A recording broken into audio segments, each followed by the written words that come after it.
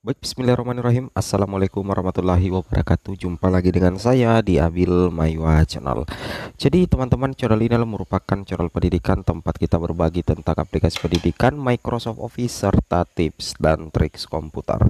Jadi pada video kali ini teman-teman ya, kembali lagi admin akan mencoba mengupdate informasi terbaru ya seputar perkembangan P3K Guru di tahun 2023 tentunya Bapak Ibu.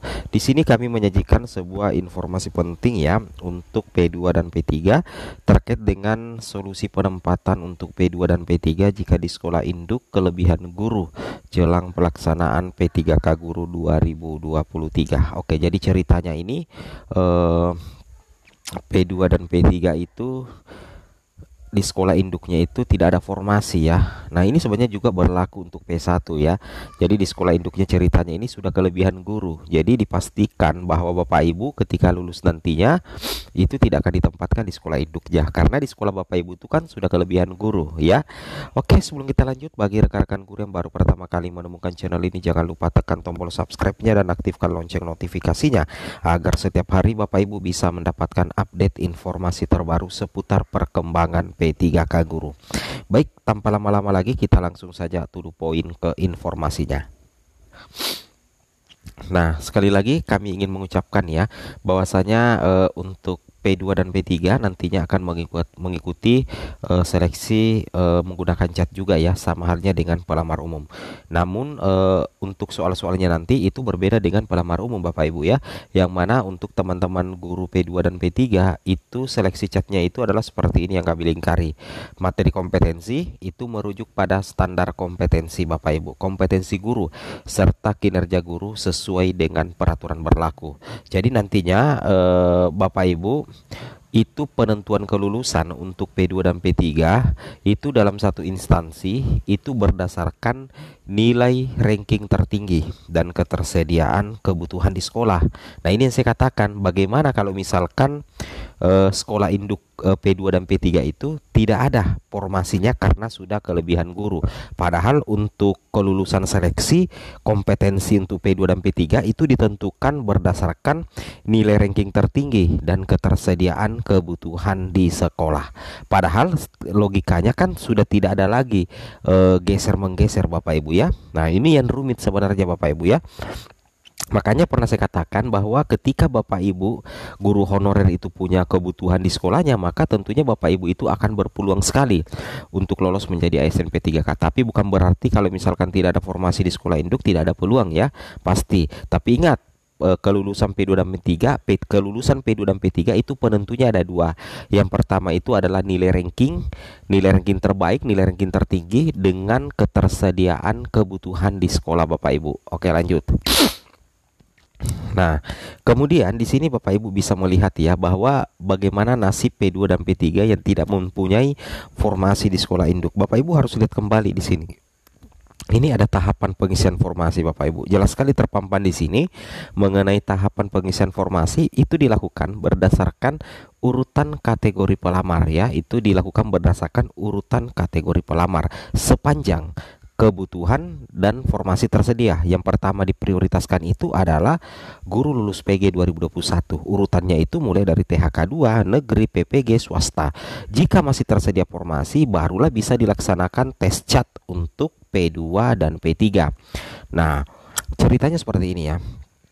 Anggaplah seperti ini, logikanya seperti ini. Misalkan ya dalam satu instansi itu formasinya 10. Kemudian guru lulus PG atau guru yang sudah lulus passing grade itu ada 5 yang sudah memenuhi nilai passing grade ya. Nah, jadi ceritanya seperti ini ya. Untuk yang P2 dan P3 yang tidak memiliki formasi di sekolah induknya atau kelebihan guru itu harus menunggu dulu sisa formasi dari hasil penempatan untuk guru lulus PG. Nah, anggaplah sisa formasi itu 5 ya, yang tidak mungkin lagi diisi oleh guru lulus PG.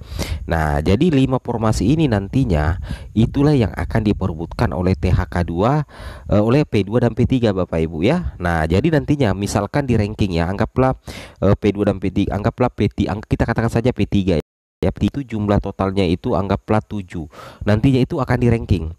peringkat 1 sampai 5 Bapak Ibu ya, di ranking peringkat 1 sampai 5, ketujuhnya ini tidak ada formasi di sekolah induknya. Nah, ketika sudah didapatkan 5 peringkat terbaik sesuai dengan sisa formasi yang ada, nantinya itu Panselnas ya, nantinya Panselnas akan memberikan wewenang kepada pemerintah daerah untuk menentukan penempatan P2 dan P3 ini, karena di sekolah induk P2 dan P3 ini sudah tidak ada lagi formasi, sudah tidak ada lagi kebutuhan. Makanya Panselnas akan memberikan wewenang kepada pemerintah daerah Bapak Ibu ya untuk menentukan penempatan P2 dan P3 ini setelah di ranking berdasarkan nilai tertinggi, berdasarkan sisa formasi yang tidak mungkin lagi diisi oleh pelamar prioritas 1. Logikanya seperti itu Bapak Ibu ya.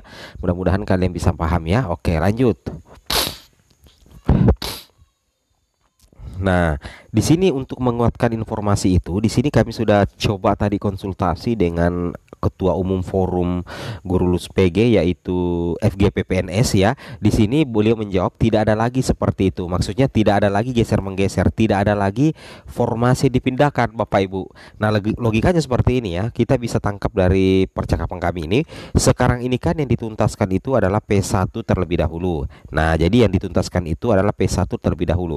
Jika masih ada kuota baru, jika masih ada kuota yang disisakan oleh P1, barulah dibuka tes cat. Nah, kalau misalkan semua kuota formasi itu diisi semua oleh P1, maka tidak ada lagi seleksi setelah ini Bapak Ibu.